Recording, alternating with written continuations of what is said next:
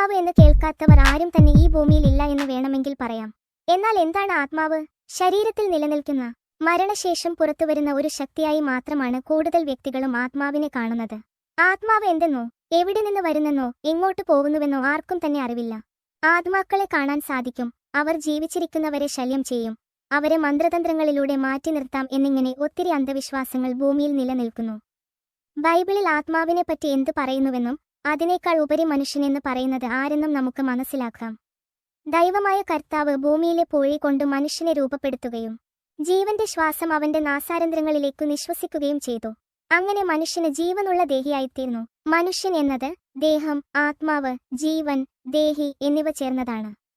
ഭൂമിയിലെ പൂഴി കൊണ്ട് രൂപപ്പെടുത്തിയ ദേഹത്തിലേക്ക് ജീവന്റെ ശ്വാസം അഥവാ ആത്മാവിനെ ദൈവം നിശ്വസിച്ചപ്പോൾ മനുഷ്യൻ ജീവനുള്ള ദേഹിയായിത്തീരുന്നു. അങ്ങനെയെങ്കിൽ ആത്മാവ് ആകുന്ന ജീവശ്വാസം ശരീരത്തിൽ നിന്ന് വേർപെടുമ്പോൾ അവശേഷിക്കുന്നത് ജീവനില്ലാത്ത ദേഹിയാണ്. പലപ്പോഴും നമ്മൾ ദേഹിയെയും ആത്മാവിനെയും ഒന്നായി തന്നെയാണ് കാണുന്നത്. ആത്മാവ് എന്നത് ജീവശ്വാസമാണ്. എന്നാൽ ദേഹിയാവട്ടെ ആത്മാവും ശരീരവും ഇല്ലാത്ത അവസ്ഥയിൽ ജീവനില്ലാതെ നിലനിൽക്കുകയും ചെയ്യുന്നുണ്ട്. ജീവശ്വാസം എന്നത് നമ്മൾ ശ്വസിക്കുന്ന വായുവല്ല. അത് നമ്മുടെ നാസികയിൽ മരണം വരെ നിലനിൽക്കുന്ന, ദൈവത്തിൽ നിന്ന് നമ്മുടെ ശരീരത്തിലേക്ക് എത്തിച്ചേർന്ന, നമ്മുടെ ശരീരത്തിലെ ജീവനെ നിലനിർത്തുന്ന ഒരു ഊർജ്ജമാണ്. എന്നില് ശ്വാസം ഉള്ളിടത്തോളം കാലം, ദൈവത്തിന്റെ ജീവശ്വാസം എന്റെ നാസികയിൽ ഉള്ളിടത്തോളം കാലം എന്റെ അധരം വ്യാജം പറയുകയില്ല, എന്റെ നാവ് വഞ്ചന ഉച്ചരിക്കുകയില്ല. നാസാരന്ധ്രങ്ങൾ വായു ശേഖരിക്കുന്നതിനും പ്രചോദിപ്പിക്കുന്നതിനും കാലഹരണപ്പെടുന്നതിനും വേണ്ടിയാണ് നിർമ്മിച്ചിരിക്കുന്നത്. ശ്വാസം പുതുക്കുന്നതിലൂടെ ഹൃദയത്തിലുണ്ടാകുന്ന സ്വാഭാവിക താപം ശ്വാസകോശം വഴി അവസരത്തിനനുസരിച്ച് ചൂടാവുകയോ തണുക്കുകയോ ചെയ്യാം. നെഞ്ചിനുള്ളിലുള്ള ശ്വാസകോശങ്ങൾ അവയുടെ മൃദുത്വത്താൽ ജീവൻ നിലനിൽക്കുന്ന ഹൃദയത്തിന്റെ വീര്യത്തെ ആശ്വസിപ്പിക്കുകയും പരിപാലിക്കുകയും ചെയ്യുന്നു. ജീവൻ എന്നത് ഒരു നീരുറവയിൽ നിന്ന് നദിയായി ഒഴുകുകയും ആദ്യം ഒരു ചാലിലൂടെ ഒഴുകുകയും പിന്നീട് എണ്ണമറ്റ സിരകളിലൂടെയും കനാലിലൂടെയും വ്യാപിക്കുകയും മനുഷ്യശരീരത്തിന്റെ മുഴുവൻ പ്രദേശത്തെയും നനക്കുകയും ചെയ്യുന്ന രക്തത്തിന്റെ പദാർത്ഥമാണ്. എന്തെന്നാല് എല്ലാ ജീവികളുടെയും ജീവൻ അവയുടെ രക്തത്തിലാണ്.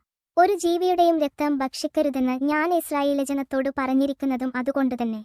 ജീവശ്വാസം എന്നത് ആത്മാവ് ആണെന്നും അത് നമ്മുടെ നാസികയിൽ നിലനിൽക്കുന്നുവെന്നും പ്രാണൻ അഥവാ ജീവൻ എന്നത് നമ്മുടെ രക്തത്തിലുമാണെന്ന് നാം മനസ്സിലാക്കി. അപ്പോൾ ദേഹി എന്താണ്? ദേഹി എപ്പോഴാണ് സൃഷ്ടിക്കപ്പെട്ടത്? മരണശേഷം ദേഹിക്ക് എന്ത് സംഭവിക്കുന്നു? എന്നിങ്ങനെയുള്ള ചോദ്യങ്ങൾ പിന്നെയും അവശേഷിക്കുന്നു. മാതാവിന്റെ ഉദരത്തില് നിനക്ക് രൂപം നൽകുന്നതിനു മുൻപേ ഞാൻ നിന്നെ അറിഞ്ഞു.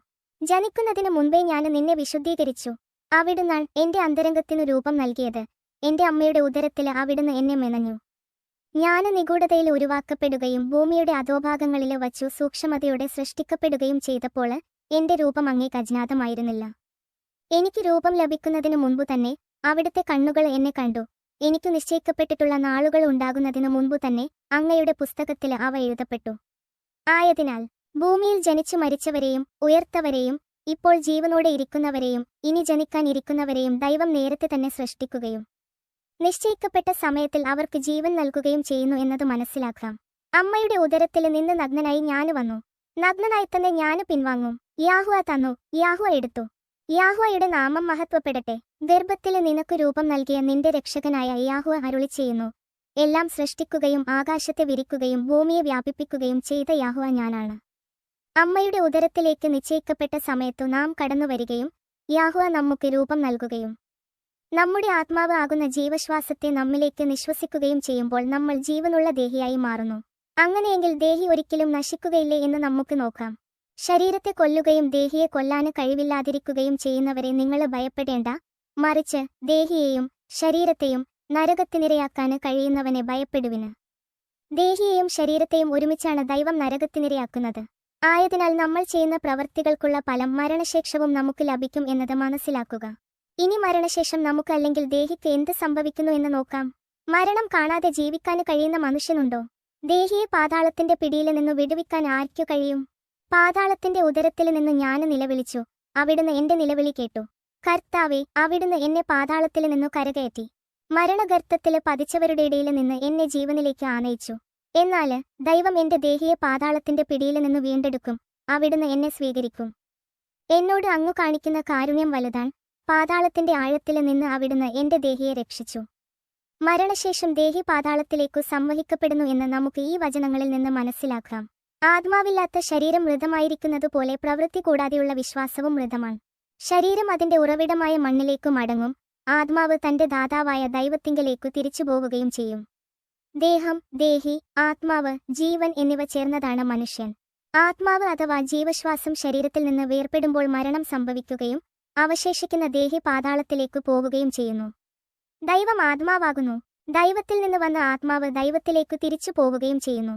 ഒന്നാം ദിവസം സ്വർഗത്തിലും ഭൂമിയിലുമുള്ള അവന്റെ സൃഷ്ടികളുടെ എല്ലാ ആത്മാക്കളെയും അവന്റെ ഹൃദയത്തിന്റെ അറിവിൽ അവൻ ഒരുക്കിയിരിക്കുന്നു.